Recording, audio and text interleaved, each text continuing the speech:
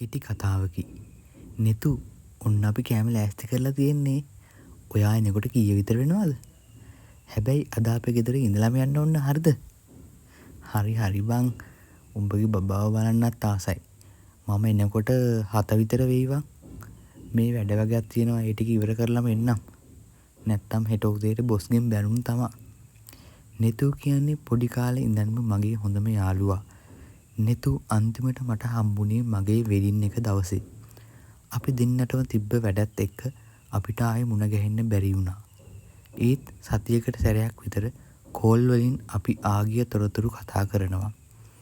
ඉස්කෝලේ යන කාලේ නෙතු කොල්ලෙක් එක්ක යාළු වෙලා හිටියා.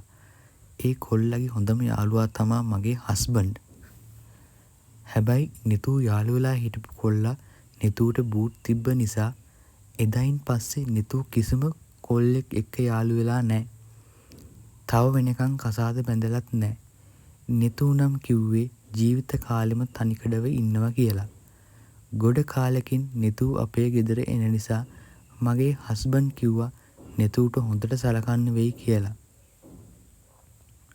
ඉතින් අපි දෙන්න එකතු වෙලා රෑට කෑම හැදුවා. මගේ හස්බන්ඩ්ට හොඳට උයන්න පුළුවන්. චිකන් කරි එක හැදුවේ එයා.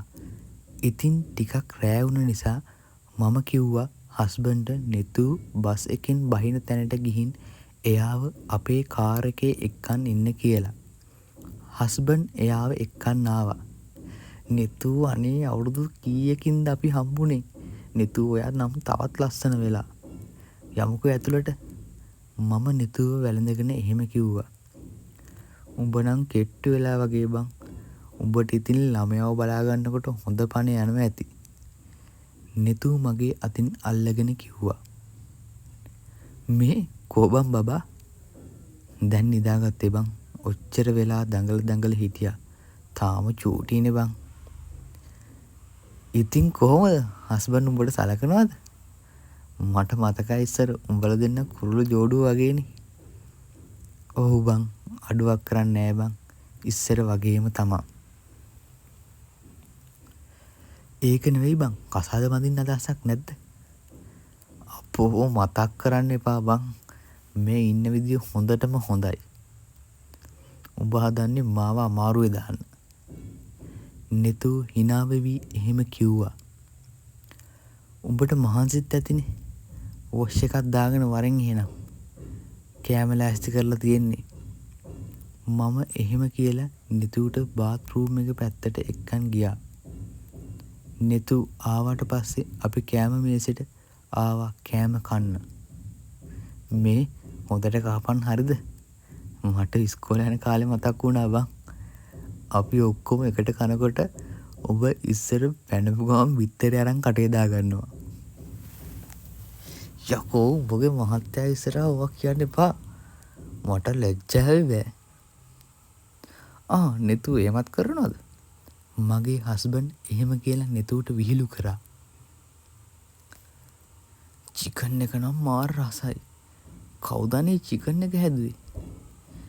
නෙතු අපි දෙන්න දිහා බලාගෙනම එහෙම කිව්වා. චිකන් එක නම් හැදුවේ හස්බන්ඩ්. එයා ඉතින් කොහොමත් උයන්න දක්ෂයිනේ. මම බිම බලාගෙන එහෙම කිව්වා. නෙතු ඔයා ඉතින් සතියකට සැරයක්වත් මෙහෙ එන්න. රසට කාලා යන්න පුළුවන්නේ. හස්බන්ඩ් එහෙම කියනකොට නෙතු මගේ දිහා එකපාරම බැලුවා. ඔව් නෙතු එන්න ඔයා. මටත් ඉබේටම එහෙම කියවුණා. පහෝදා උදේම මම කුස්සියේ උයන ගමන් ඉන්නකොට බබා අඬන සද්දෙට නෙතු ඇහැරලා කුස්සියට ආවා. පොඩි එකා අඬනව නේද බං? හිටපන් මම බලන්නම්. නෙතු එහෙම කියලා අපේ කාමරයට ගිහින් බබාව වඩාගෙන ආවා. අනේ චූටි කොල්ලා උඹ වගේමයි. අනේ ඇයි අඬන්නේ බඩගිනිද පැටියට? නෙතු එහෙම කියලා මගේ අතට බබාව දුන්නා. දිනුක අනේ මේ බබාට කිරි දෙනකන් නෙතුට තේ එකක් හදලා දෙන්නකෝ. මම හස්බන්ඩ්ට එහෙම කියලා බබත් වඩාගෙන කාමරයට ගියා. අනේ තේක මාර රසයිනේ. කොහොමද අනේ මේවා හදන්න ඉගෙන ගත්තේ? නෙතු දිනුකට එහෙම කියනවා මට කාමරයට ඇහුණා. නෙතු ඊයේ ඉඳන් දිනකව ඕනෑවට වඩා වර්ණනා කරනවා. මම හිතාගත්තා ඉස්සර ඉඳන්ම තිබ්බ යාළු ෆිට් එක නිසා වෙන්නේ නැති කියලා. අපි ඉතින් උදේට කාලා එහෙම ගෙදර ඉන්නත් කම්මැලි නිසා බීච් එකට යමු කියලා දිනුක යෝජනා කළා. නෙතු එක පයින් කැමති වුණා. අපි දවල් වෙනකන් ටිකක් විනෝද වෙලා දවල් කෑමත් එළියෙන් කාලා ගෙදර ආවා. නෙතු දැන් යන්න ලෑස්ති වෙනවා. මම ආයි දවසක එනවා හරිද? උඹලා මට හොඳට සැලකුවා. එහෙම කියලා නෙතු මාවත් වැළඳගෙන එළියට බැස්සා. අනේ දිනුක මාව හන්දියට ගිහින් දාන්න පුළුවන්ද? නෙතු එහෙම කියනකොට දිනුක මගේ දිහා බැලුවා. හරි ඉන්න මං හන්දියට ගිහින් දාන්නම්. එහෙම කියලා දිනුක කාර් එක අරගෙන නෙතු දාගෙන ගියා. මට ටිකක් අමුත්තක් දැනුණා. ඒත් මං හිතුවා නෙතු පවුනේ ඔහේ ගිහින් දාපු දෙන් කියලා. ඔහොම දවස් යනකොට නෙතුගෙන් මට කෝල් එකක් ආවා. හෙලෝ ජයනි, මේ මම අද හවස උඹලගේ ගෙදර එන්න හිතුවා. මට කොළඹ වැඩ වගේක් තියෙනවා බං. ඔහේ ඉඳන් ළඟයිනේ. මං හවස් වෙයි එනකොට මම හවස දිනුක වැඩ ඇරෙන වෙලාවටම එන්නම්. එතකොට මට දිනුකගේ කාර් එකෙම එන්න පුළුවන් නේ. නෙතු මට කතා කරන්නත් නොදී කියාගෙන ගියා. ඔහු නේද බං. හැබැයි අද දිනුක එන්නේ ටිකක් වෙලා යනවා කිව්වා. මං දිනුකට කෝල් එකක් දෙන්නම්කෝ. නෙතු එහෙම කියනකොට මං කල්පනා කරේ දිනුකගේ ෆෝන් නම්බර් එක නෙතු දන්නේ කොහොමද කියලා. දිනුක කාර් එකේ හෝන් එක ගහනකොට මම බබත් වඩාගෙන ගිහින් ගේට්ටුවේ ඇරියා. නෙතු hina වෙවි කාර් එකෙන් බැස්සා. දිනුකත් hina වෙලා කාර් එකෙන් බැස්සා. ජයනි නෙතුට කෑම ලෑස්ති කරාද? දිනුක මගෙන් එහෙම ඇහුවා. මම බැලුවා නෙතුට කෑම දෙන්න දිනුකට මාරා දිස්යන්නේ තියෙන්නේ කියලා. නෙතු කිව්වා උදේම දිනුක එක්ක ටවුමට යන්නම් කියලා. කියන හැම එකකටම මම හා කිව්වේ නෙතු කියන්නේ මගේ පොඩි කාලේ ඉඳන් යාළුවා නිසා. වෙනදට වඩා දිනුක වෙනස් වෙලා වගේ. ඉස්සර කොයි වෙලාවෙත් බබත් එක්කමයි හිටියේ. දැන් හැම වෙලාවෙම ෆෝන් එකේමයි. ළඟකදී ඉඳන් මට සැර වෙනවා වැඩි. රෑටත් එළියට ගිහින් ගොඩක් වෙලා කෝල් එකේමයි. දිනුක ඇයි ඔෆිස් එකේ මොකක් හරි ප්‍රශ්නයක්ද? ඔව් මේ දවස්වල වැඩ වැඩි ජයනි. එහෙම කියලා දිනුක මාව මග ඇරලා ගියා. මම නෙතුට කෝල් එකක් ගත්තා. අනේ නෙතු බලන්නකෝ දිනුක මේ ළඟදී ඉඳන් ගොඩක් වෙනස් වෙලා. මොකද්ද කරන්න කියලා හිතා ගන්න බෑ බං. මේ දවස්වල වැඩ වැඩි ඇති බං. ඕක වැඩි හිතන්න එපා බං. ඕක හරියයි. නෙතු එහෙම කිව්වේ සැහැල්ලුවෙන් වගේ. දිනුකගේ මේ වෙනස් වීම මටත් ප්‍රහේලිකාවක්. සමහර වෙලාවට මට නොකරන වරදටත් බනිනවා.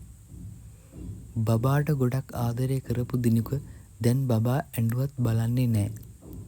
නිතරම ෆෝන් එකේමයි. දැන් නම් මට මෙහෙම ඉඳලා ඇති වෙලා.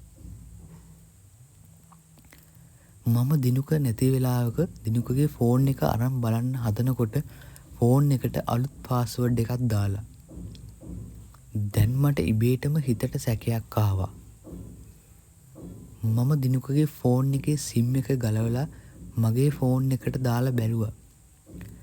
දෙයනේ මම දැක්ක දෙයින් මගේ කකුල් පණ නැති වුණා. මට උන් හිටි තැන් අමතක වුණා. දිනුක නෙතු එක්ක සම්බන්ධයක් පටන් අරන්. ඒ මැසේජ් දැක්කම මට මැරෙන්න හිතුණා. මම මෙච්චර විශ්වාස කරපු දිනුක මගේ ජීවිතයෙන් විනාශ කරලා දැම්මා. නෙතු අපේ කුරුළු කූඩුව කඩලා දැම්මා. මට ආපු තරහට මම දිනුකගේ ෆෝන් එක පොළවේ ගහලා මගේ ෆෝන් එකෙන් නෙතුවට කෝල් එකක් ගත්තා. පට්ට බැල්ලි. මම උඹ ගැන හිතාගෙන හිටපු විදිය වැරදි. උඹ මහ බැල්ලියක් නෙතු. මම කවදාවත් හිතුවේ නෑ උඹ මට මෙහෙම කරයි කියලා. තෝ අපේ පවුල විනාශ කරා. තොටෝ නම් හොඳක් වෙන්න බැල්ලි. මට ආපු තරහට නෙතුට වචනයක්වත් මම කතා කරන්න දුන්නේ නෑ.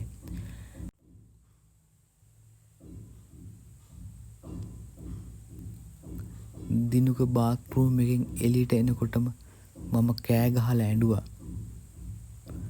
පොළවේ ගහලා තිබු ෆෝන් එක දැක්ක දිනුකට තරහා ගිහින් මගේ කම්මුලට පාරක් ගැහුවා.